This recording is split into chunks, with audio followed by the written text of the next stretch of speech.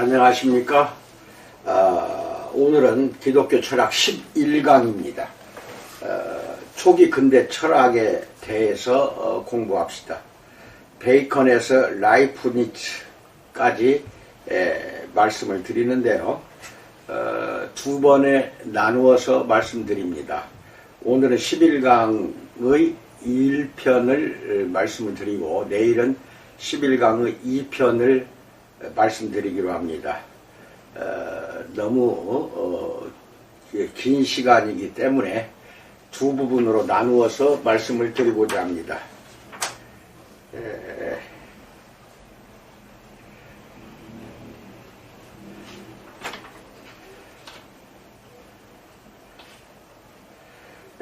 이게 이제 근대 초기 철학인데요. 신이 차지했던 중심적 위치와 주도적 역할은 점차 고조되는 인간 주체성에 대한 관심으로 대체되는 시기입니다. 이는 오늘날 우리가 그것을 당시 부상하던 근대성과 연관짓는 식으로 데카르트의 코기토에서 구체화된 것입니다. 성경적인 인간 경험의 양식은 각성에 길을 내주고 신의 뜻은 완전히 가려지지 않았다면 자율적인 인간 주체와 경쟁하는 관계에 놓이고 말았습니다. 이 시기부터는 이제 인간 중심이 되는 것입니다. 근대 철학의 부상은 흔히 일반적으로 두 거인인 르네 데카르트와 임마누엘 칸트 그리고 그 사이에 있는 데이비드 흉에 의해 이루어진 일이라고 말합니다. 데카르트와 흉은 각각 대립하는 전통인 합리론과 경험론을 대표하고 둘 사이의 긴장을 칸트가 그의 관념론으로 해소하려 했다는 것입니다. 이런 식의 이야기는 칸트와 헤겔로 거슬러 올라가지만 이는 중립과는 거리가 멉니다. 블레즈 파스칼, 토머스 리드, 요한 게오르크 하만, 프리드리히 하인리히 야코비 같은 기독교 철학자도 그들 나름대로 대가였습니다. 근대 철학의 부상을 이야기하는 방식은 우리 자신의 철학적 관점에 크게 의존하기 마련입니다. 이 시기의 중요한 철학자 다수는 수학자와 과학자였습니다. 그들은 꼭 수학적 지식처럼 객관적이고 확실한 지식을 얻는 방법을 개발하려고 했습니다.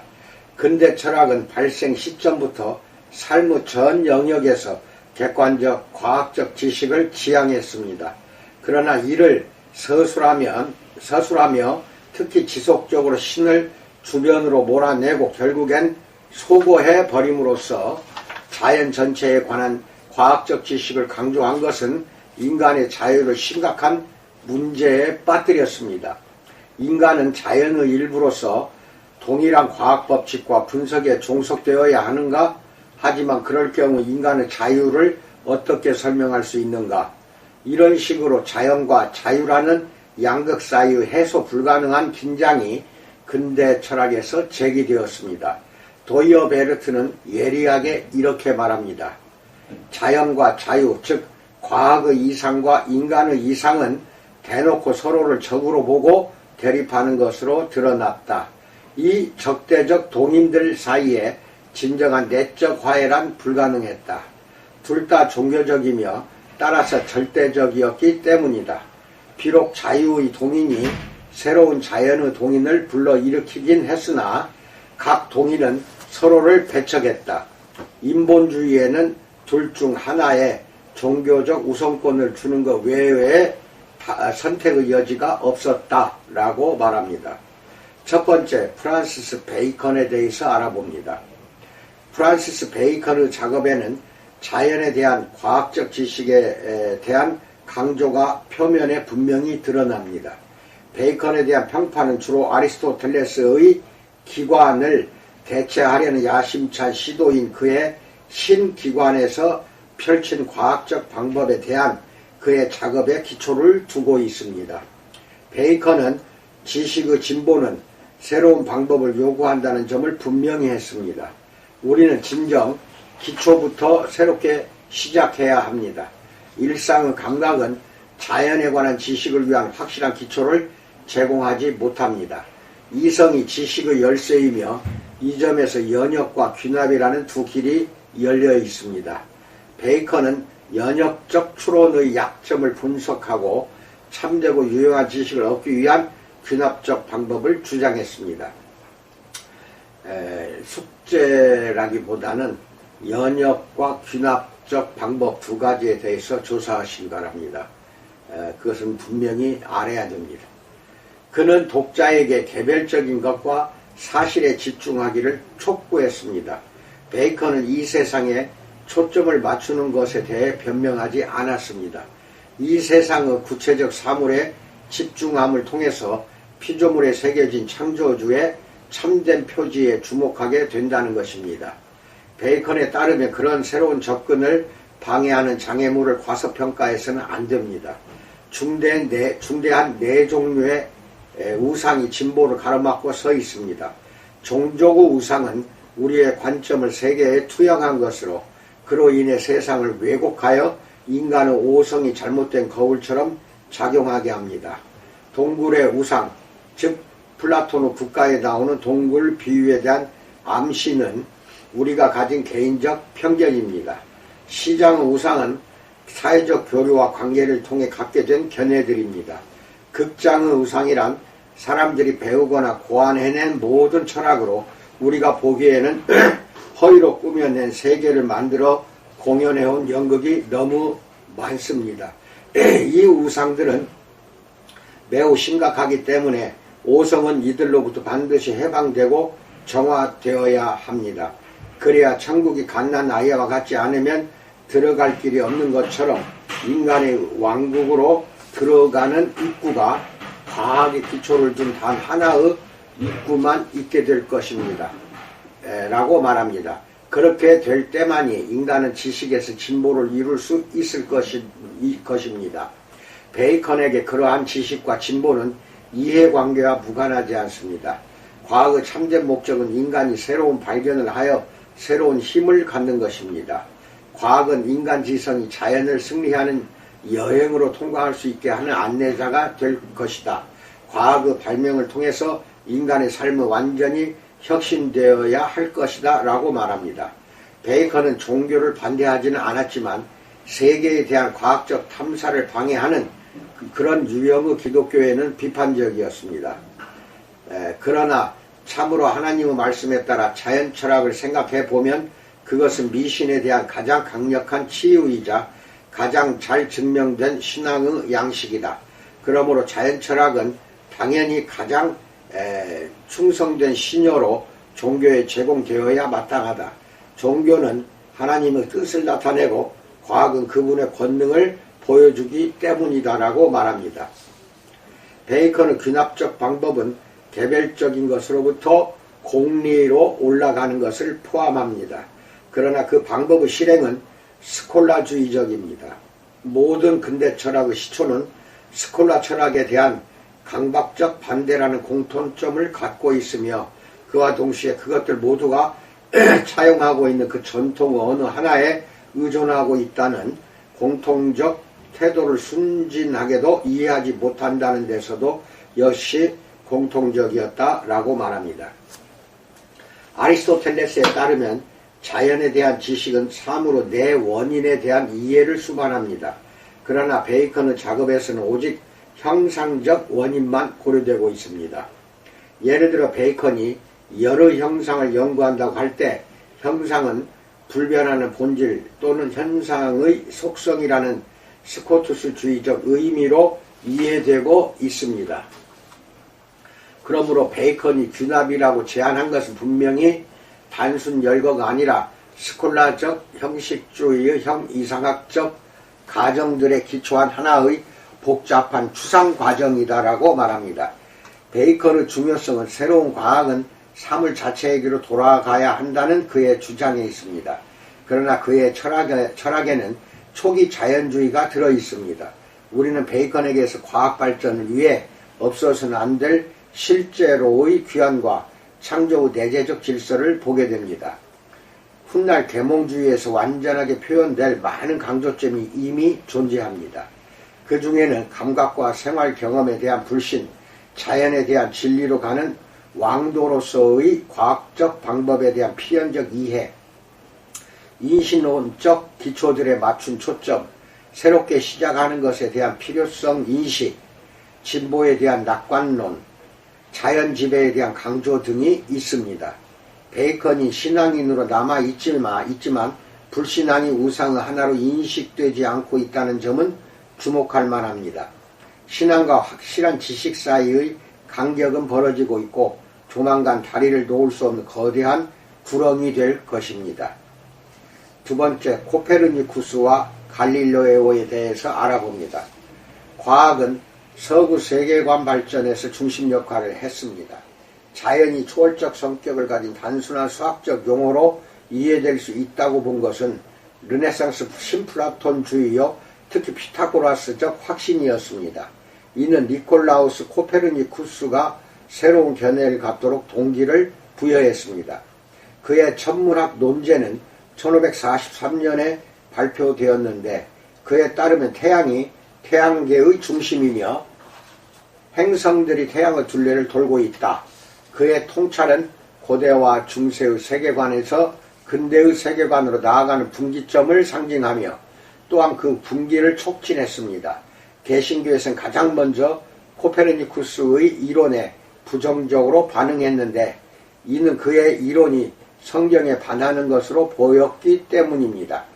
카톨릭교회도 갈릴레오 시대에 이르러 그의 이론을 중대한 위험으로 보기 시작했습니다. 기독교 세계관은 스콜라 철학자들과 단테가 그리스 과학을 수용하고 거기에 종교적 의미를 부여한 이래 헤어나올 수 없을 정도로 아리스토텔레스 프톨레마이오스적인 지구중심적 우주관에 박혀버렸다라고 말합니다. 그러므로 코페르니쿠스의 혁명이 기독교 신앙의 정수를 위협하는 것으로 비친 것은 놀라운 일이 아닙니다. 옛 우주론을 처음 깨뜨린 이는 코페르니쿠스였지만 남은 문제를 해결하여 광범위한 과학 이론을 제시하는 일은 요하네스 케플러, 갈릴레오 갈릴리레이, 아이작 뉴턴에게 떨어졌습니다. 신플라톤주의의 영향 아래 있던 케플러는 숫자와 기하학적 형태의 초월적 힘을 열렬하게 신봉했습니다. 그는 갈릴레오에게 보낸 편지에서 플라톤과 피타고라스, 우리의 참된 교사여 라고 외쳤습니다.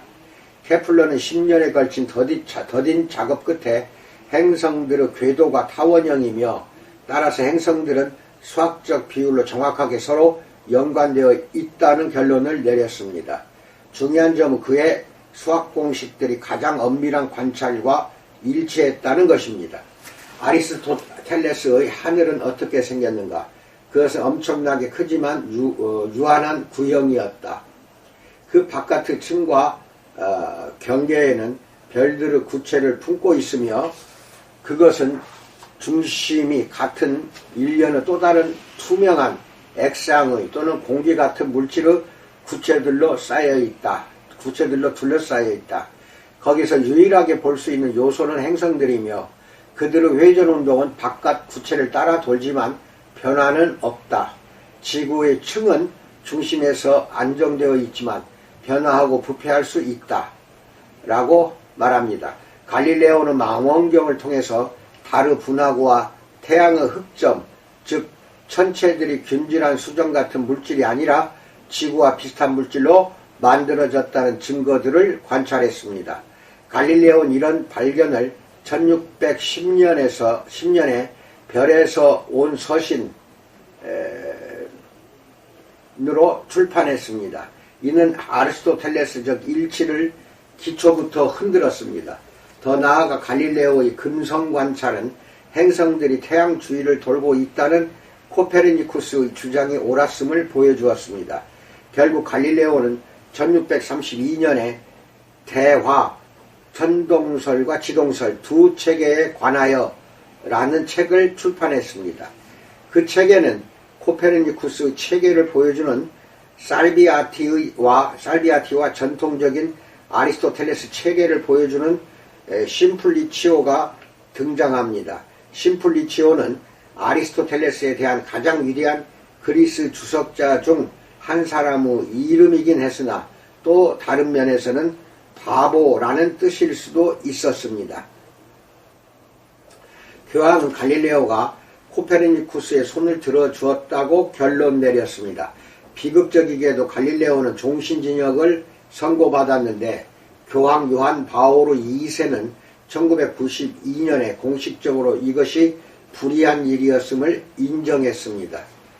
철학적으로 보면 갈릴레오는 철학이 과학적이며 수학적이어야 한다고 주장한다는 점에서 대단히 중요합니다. 갈릴레오 철학의 새로운 요소는 우주의 수학적 의미를 사실을 통해서 입증하려는 그의 관심에 있습니다. 갈릴레오는 피타고라스적 강조를 통해 철학은 우주를 우리 모두 눈앞에 펼쳐놓은 위대한 책 속에 쓰였다고 강조했습니다. 그러나 그 글자를 알고 그 언어를 배워야 그것을 읽을 수 있습니다. 그것은 수학 언어로 쓰였으며 그 언어는 삼각형, 원, 여러 기하학, 도형입니다. 이 수단들을 통하지 않으면 인간은 단 한 글자도 이해할 수 없습니다. 라고 말합니다. 갈릴레오 접근 방식에서 자연과학의 귀납법은 측량에 의해 관계가 결정되는 일련의 현상 속에서 변치 않는 수학적 연관을 찾아내는 일을 포함합니다. 그는 자연에 관련된 정확한 판단을 하기 위해서 과학자는 측정 가능한 객관적 물질, 객관적 특질, 즉 크기, 형태, 수, 무게, 운동에만 초점을 맞추어야 하고 반면에 감지 가능할 뿐 주관적인 것, 색, 소리, 맛, 촉감, 냄새 등은 무시해야 한다고 주장했습니다. 과학은 오직 배타적인 양적 분석을 통해서만 세상에 대해 확실한 지식을 얻을 수 있다라고 말합니다. 레우키포스와 데모크리토스의 원자론의 부흥을 통해 갈릴레오의 이론에 유물론적 차원이 더해졌습니다. 원자론에서는 무한한 허공 속에서 자유롭게 움직이며 충돌을 통해 모든 현상을 만들어내는 작고 더 이상 쪼개질 수 없는 입자들로 우주가 구성되어 있다고 가정합니다.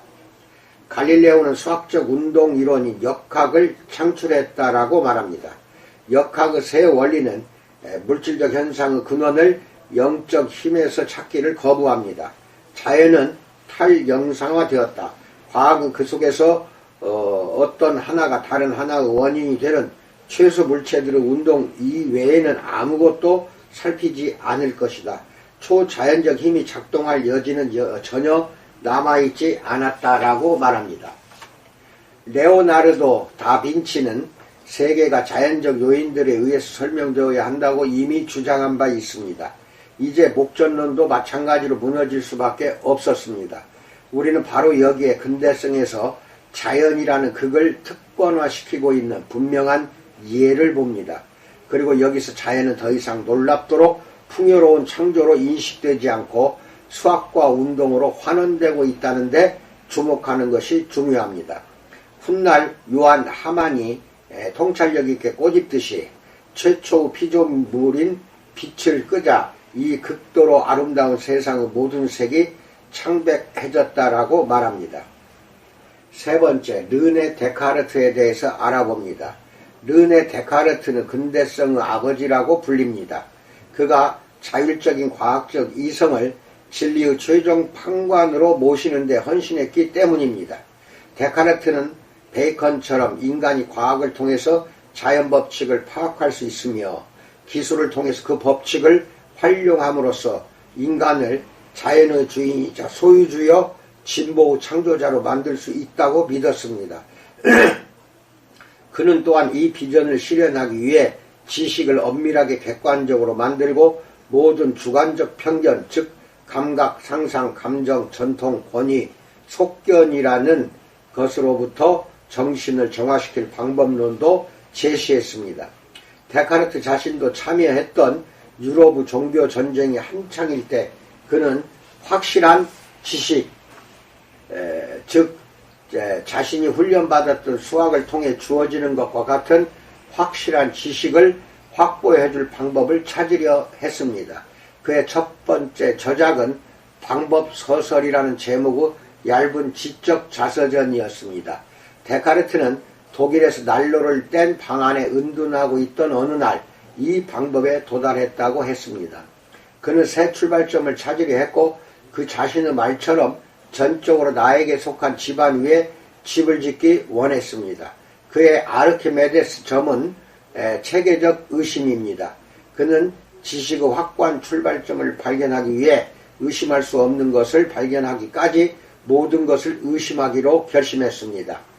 이 과정을 통해 그는 그 유명한 코기토 에르고 숨, 즉 나는 생각한다 그러므로 나는 존재한다에 도달했습니다. 그러나 나는 머지않아 이렇듯 모든 것이 허위라고 생각하려는 때조차도 그렇게 생각하는 나는 무엇이어야 한다는 것이 필연적으로 옳음을 깨달았다.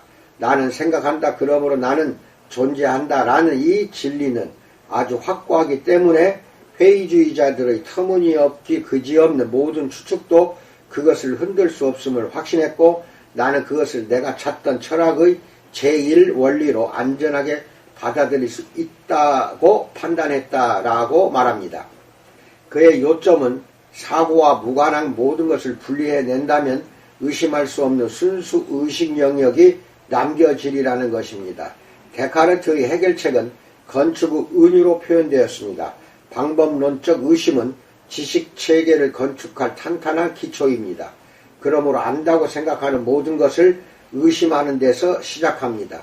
그런 기초 위에서 모든 진리 주장을 오로지 이성을 통한 판단에 회부하고 양적으로 분석되고 측정될 수 있는 것만을 참으로 수용하는 이성적 방법을 따라 확고한 지식체계를 건축할 수 있을 것입니다.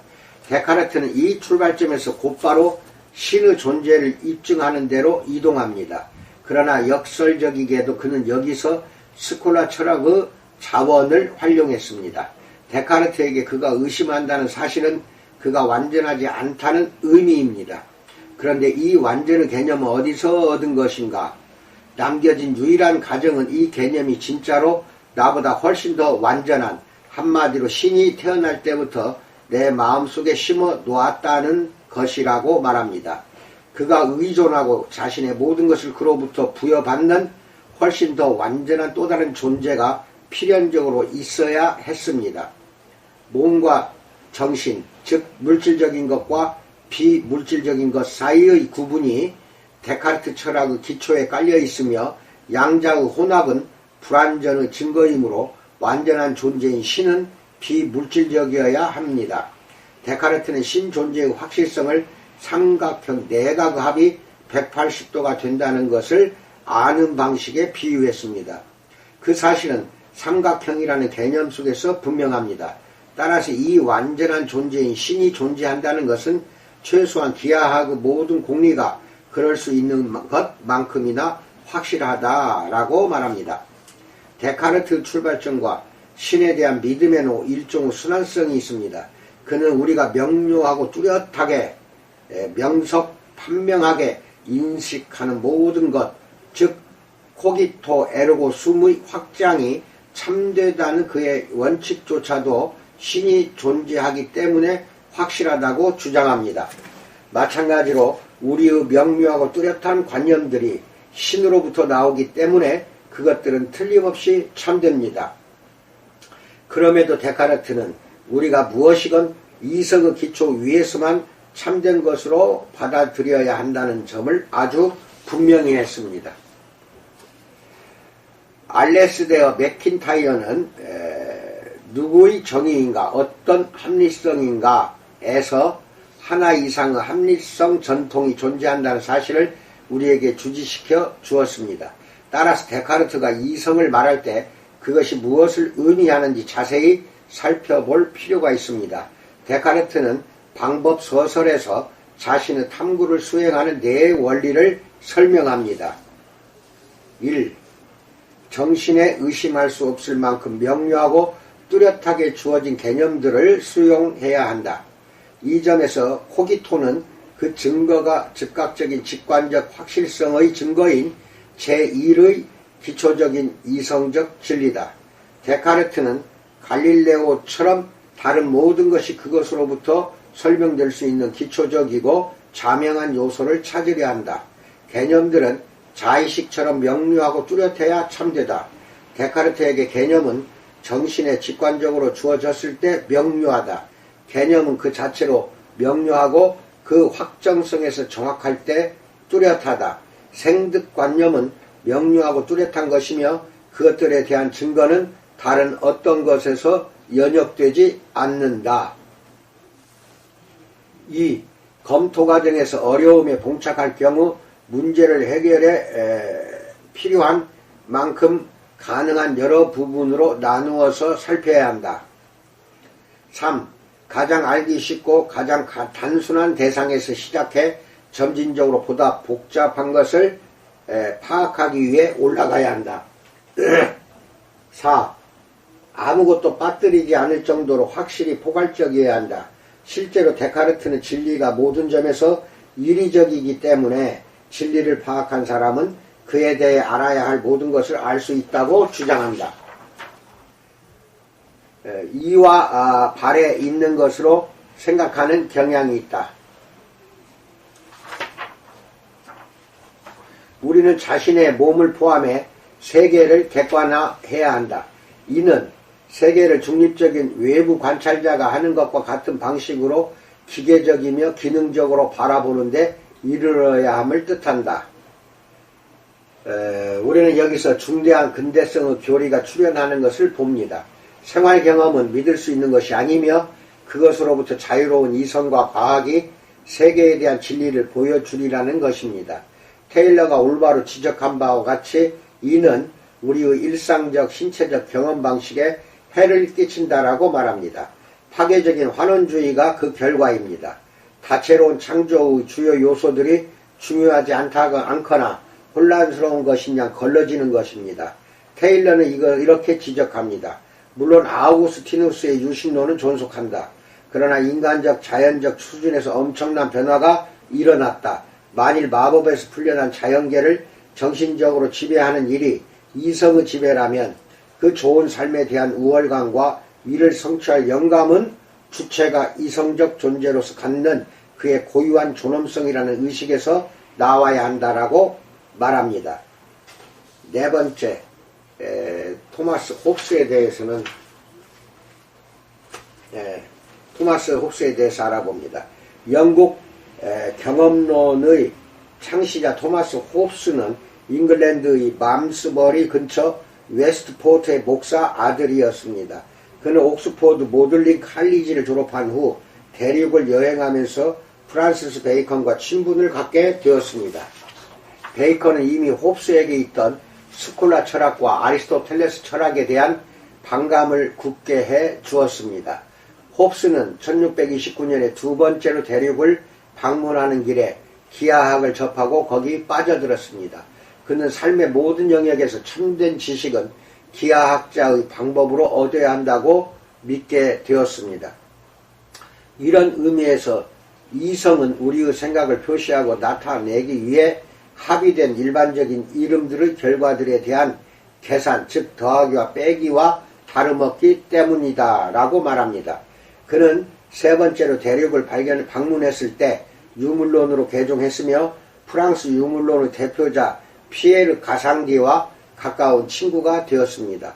홉스는 1641년에 데카르트의 성찰에 대해 논평하도록 초청받은 소수의 뛰어난 학자 중 하나였습니다. 홉스와 데카르트는 둘 다 수학에 대한 열정에 불탔고 아리스토텔레스에 대한 경멸도 공유했습니다. 둘은 물질세계가 오직 운동에 입각해서 설명되어야 한다는데 동의했습니다. 감각의 근원은 각각의 감각에 적합한 기관에 인상을 남기는 외형적 몸 또는 물체다. 우리 속에 인상을 남기는 것은 여러가지 운동 외에는 아무것도 없다.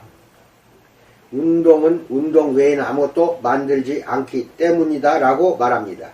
실제로 홉스는 모든 우유성의 객관적 실제를 부정했습니다.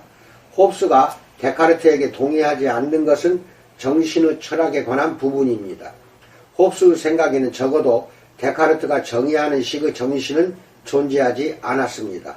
홉스의 유물론에 따르면 감각적 인상은 오로지 의식의 요소를 줄 뿐이고 그것들의 조합과 변형으로 기억과 사고가 나옵니다. 모든 사고의 원천은 감각이며 따라서 하나의 사고나 한 사물의 어떤 특성이나 우유성입니다. 일련의 사고는 지도받지 않을 수도 있고 통제될 수도 있으며 후자는 결과를 만들어내는 원인을 찾거나 그에 의해 만들어진 개연적 결과를 찾아낼 수 있습니다.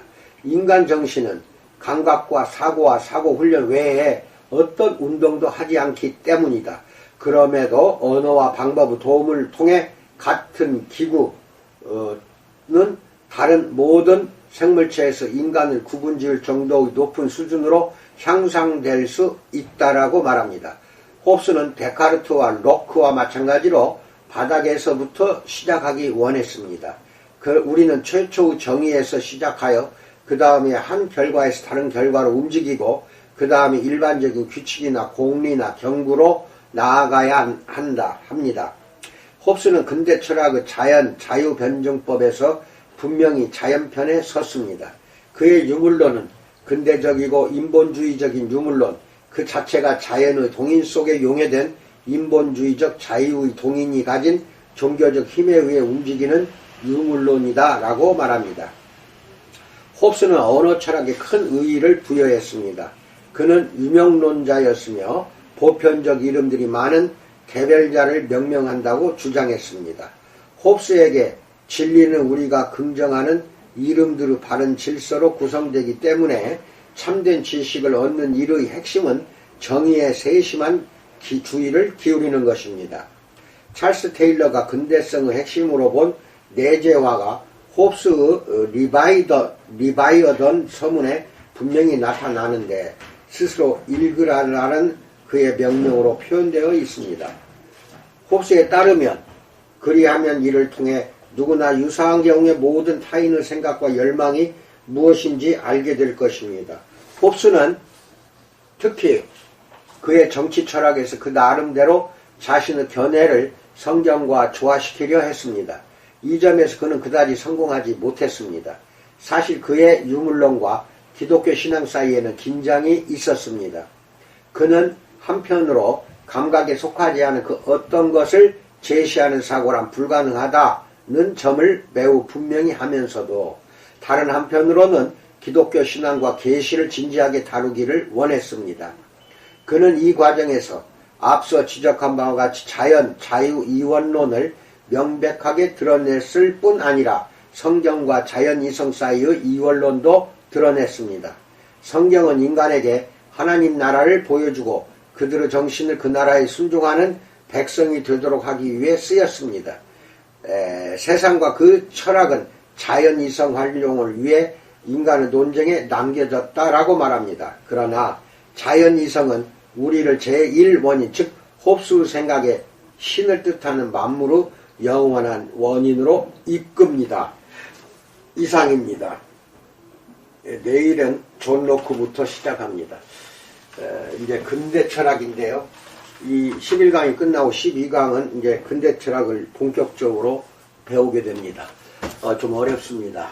특히 외국인들이 많이 나오면은 우리 한국 사람들은 머리를 아파하는데요.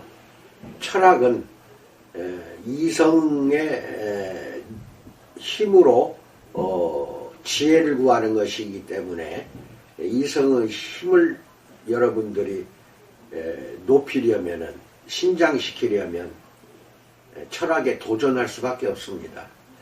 그렇게 해서 나중에는 하나님으로 연결되기 때문에 여러분야 나는 철학에 대해서 꺼려하거나 멀리하지 말고 두 번, 세 번 잘 듣고 여러분 것으로 이해하고 받아들이기를 진심으로 축원드립니다. 감사합니다.